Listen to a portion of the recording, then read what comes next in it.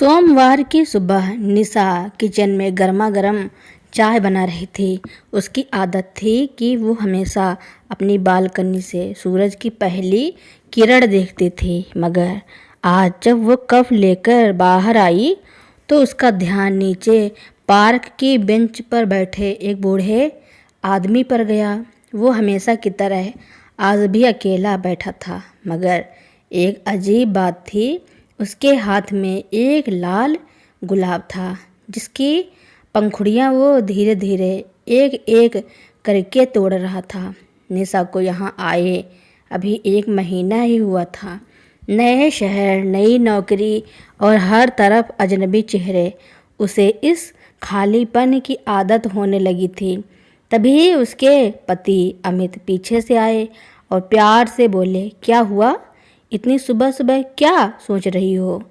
निशा ने बूढ़े आदमी की तरफ इशारा करते हुए कहा, वो अंकल जी रोज यहीं बैठे होते हैं और आज पता नहीं क्यों अपने गुलाब की पंखुड़ियाँ तोड़ रहे हैं। अमित ने मुस्कुराते हुए कहा, अरे छोड़ो, क्या पता किसी की याद में बैठे हों। तुम अपनी चाय पियो, मुझे ऑफिस के लिए देर हो रही है। अमित के जाने के बाद भी निशा की नज़रें उसी बूढ़े आदमी पर टिकी रहीं। उसने देखा कि जब बूढ़ा आदमी उठा और जाने लगा तो उसने गुलाब की सिर्फ एक पंखुड़ी वहीं बेंच पर छोड़ दी। निशा को कुछ अजीब लगा, यह कोई मामूली बात नहीं थी। उसने झट से चाय का कप रखा और लिफ्ट से नीचे उतरकर पार्क में गई। बूढ़ा आदमी जा चुका था। निशा बेंच के पास गई और उस अकेली लाल पंखुड़ी को उठाया। वह बिल्कुल ताज़ी लग रही थी, जैसे अभी अभी तोड़ी गई हो। निशा ने उसे अपनी हथेली पर रखा और सोचा, यह क्या है? अगले दिन निशा फिर अपनी बालकनी में खड़ी थी। वही बूढ़ा आदमी, वही बेंच और उसके हाथ में आज भी एक गुलाब था, पर इस बार वह सफ़ेद रंग का था। आज भी उसने पंखुड़ियाँ तोड़ी और जाते हुए सिर्फ एक पंखुड़ी बेंच पर छोड़ गया।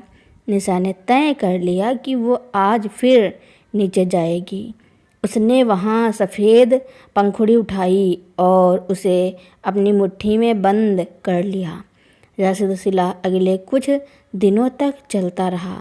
हर दिन एक अलग रंग का गुलाब और हर दिन बेंच पर एक अकेली पंखुड़ी। लाल, सफ़ेद, पीला गुलाब, हर पंखुड़ी में एक अजीब सा राज छिपा हुआ था। निशा का मन बेचैन हो गया।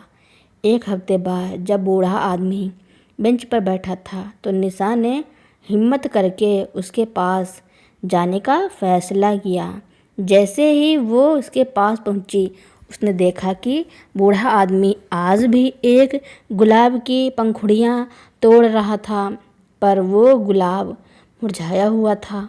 नमस्ते अंकल, निशा ने धीरे से कहा। बूढ़े आदमी ने धीरे से सिर उठाया। उसकी आंखों में उदासी और एक अजीब सा खालीपन था। तुम कौन हो? उसने पूछा। मैं आपके सामने वाली बिल्डिंग में रहती हूँ। मैं देखती हूँ कि आप रोज़ यहाँ आते हैं। हाँ, उसने धीमे स्वर में कहा, मैं रोज़ आता हूँ।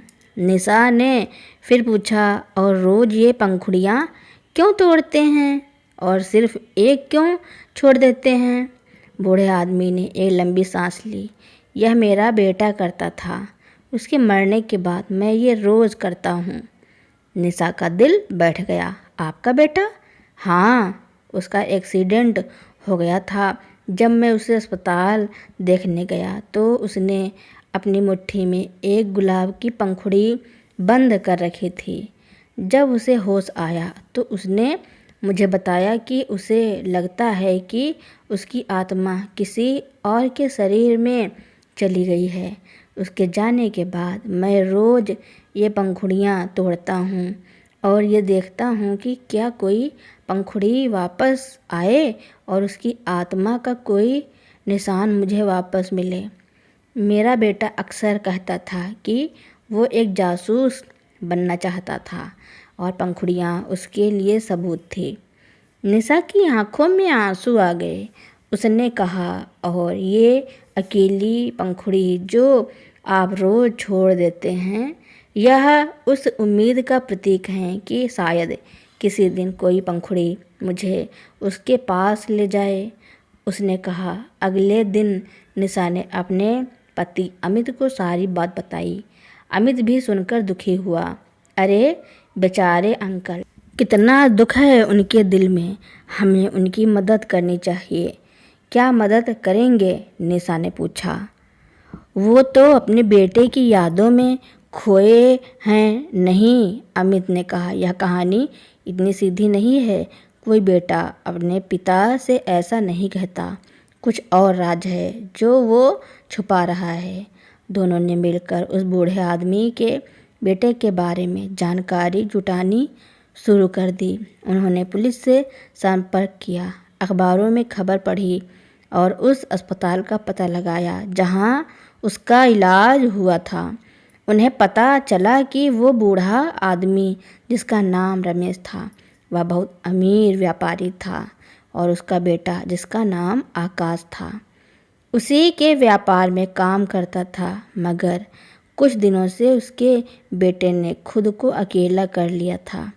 एक दिन रमेश के मोबाइल पर एक अज्ञात नंबर से फ़ोन आया। आवाज़ लड़के की थी। पापा, मुझे बचा लीजिए। तुम कौन हो? रमेश ने घबरा कर पूछा। तुम मेरे बेटे की तरह लगते हो। मैं आपका बेटा ही हूँ, लड़के ने कहा। मुझे अपने चचेरे भाई की गाड़ी में छुपाया गया है, अमित ने निशा को बताया। उस बूढ़े आदमी का बेटा जिंदा है। ये कोई साजिश है। लगता है उसके चचेरे भाई ने उसे किडनैप किया है। हमें इस राज को उजागर करना होगा, निशा ने कहा।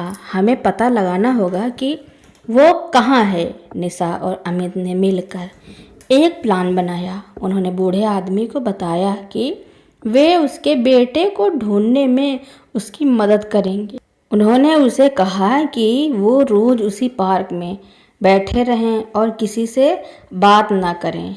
अगले दिन जब रमेश पार्क में बैठा था तो उसे एक आदमी ने देखा और पहचान लिया कि वह एक अमीर आदमी है। उसने रमेश से बात करने की कोशिश की, मगर रमेश ने कोई जवाब नहीं दिया। कुछ दिनों बाद जब रमेश अपने घर में अकेला था तो अचानक उसकी डोर बेल बजी। उसने दरवाज़ा खोला और एक आदमी उसके सामने खड़ा था जिसका चेहरा ढका हुआ था। उसने रमेश के मुंह पर एक रुमाल रख दिया। रमेश बेहोश हो गया। जैसे ही वो जागा उसने देखा कि वो एक कमरे में बंद था। कमरे की खिड़की के बाहर कुछ लोग दिखाई दिए जो बाहर से गुजर रहे थे। तभी अचानक उसे याद आया कि वो जब भी बाहर जाता था तो वो अपने बेटे की पहचान के रूप में एक पंखुड़ी छोड़ देता था। उसने एक लाल पंखुड़ी को खिड़की के बाहर फेंक दिया। निशा और अमित उसी वक्त उस रास्ते से गुजर रहे थे। उन्होंने पंखुड़ी को देखा। यह वही पंखुड़ी थी जो बूढ़ा आदमी रोज छोड़ता था। उन्हें समझ आ गया कि बूढ़ा आदमी कहीं खतरे में था। यह कोई मजाक नहीं है, यह एक फर्जी किडनैपिंग है। अमित ने कहा, हमें पुलिस को फ़ोन करना होगा। अगले दिन पुलिस ने उस घर में छापा मारा जहां रमेश को किडनैप किया गया था। वहां उन्हें रमेश मिला और उसका बेटा आकाश भी। आकाश ने बताया कि उसके चचेरे भाई ने उसे किडनैप कर लिया था ताकि वह उसकी जायदाद पर कब्जा कर सके। पुलिस ने दोनों को सुरक्षित बाहर निकाला। जब रमेश और आकाश घर वापस लौटे तो रमेश ने निशा और अमित को गले लगाया और कहा, तुम लोगों ने मेरे बेटे को बचाया, धन्यवाद, इसमें कोई शक नहीं है। अमित ने मुस्कुराते हुए कहा, यह सब उस पंखुड़ी का कमाल है जो आप रोज़ छोड़ देते थे। उसने हमें रास्ता दिखाया। रमेश ने हंसते हुए कहा, हाँ, पंखुड़ियों का राज? निशा और अमित ने अपने सिर हिलाए।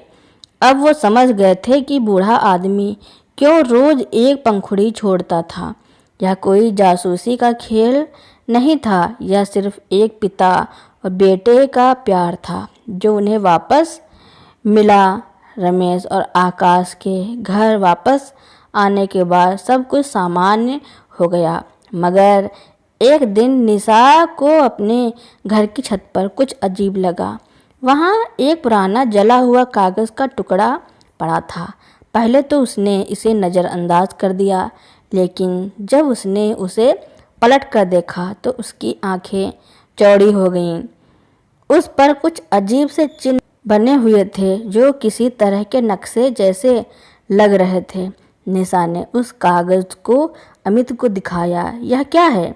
उसने पूछा। अमित ने कागज़ को गौर से देखा। यह वही चिन्ह हैं जो रमेश के बेटे आकाश के कमरे में मिले थे जब पुलिस ने छापा मारा था। क्या मतलब? निशा ने पूछा। इसका मतलब है कि कहानी अभी ख़त्म नहीं हुई, अमित ने कहा। निशा और अमित ने मिलकर उस जला हुआ कागज़ को सुलझाने की कोशिश की। उन्होंने उस कागज़ के टुकड़े को रमेश को दिखाया। रमेश ने देखते ही कहा, यह मेरे बेटे की जायदाद का नक्शा है। यह तो जल गया है। यह कैसे हुआ? निशा ने पूछा। जब मेरा बेटा किडनैप हुआ था तो यह नक्शा भी गायब हो गया था। हमें लगा कि यह जल गया है, लेकिन अब जब मैंने इसे देखा तो मुझे लगता है कि यह कोई और नक्शा है। निशा और अमित ने रमेश को समझाया कि हो सकता है कि यह नक्शा कोई और हो जो उनके बेटे की जायदाद से जुड़ा हो। रमेश ने सोचा, हाँ, यह हो सकता है। मेरा बेटा बहुत चालाक था। उसने यह नक्शा खुद बनाया होगा ताकि अगर वह कभी किडनैप हो जाए तो उसे बचाया जा सके। निशा और अमित ने उस नक्शे पर बने चिन्हों को सुलझाने की कोशिश की। उन्होंने उस नक्शे में एक नया पता पाया। वह पता रमेश के बेटे आकाश के पुराने घर का था। वे उस घर में गए और वहाँ उन्हें एक पुराना संदूक मिला। संदूक में एक और रहस्य छिपा था। एक डायरी थी जिसमें आकाश ने अपनी ज़िंदगी के बारे में सब कुछ लिखा था। डायरी में लिखा था कि आकाश के चचेरे भाई ने उसे कई बार ब्लैकमेल करने की कोशिश की थी, मगर हर बार आकाश उसे मात दे देता था। डायरी में उसने लिखा था कि अगर वह कभी किडनैप हो जाए तो उसके पिता को उसे बचाने के लिए क्या करना चाहिए। डायरी में यह भी लिखा था कि आकाश ने एक और जायदाद भी खरीद रखी है जिसके बारे में किसी को नहीं पता था। यह जायदाद बहुत कीमती थी। उसने यह जायदाद इसलिए खरीदी थी ताकि वह अपने चचेरे भाई से बच सके।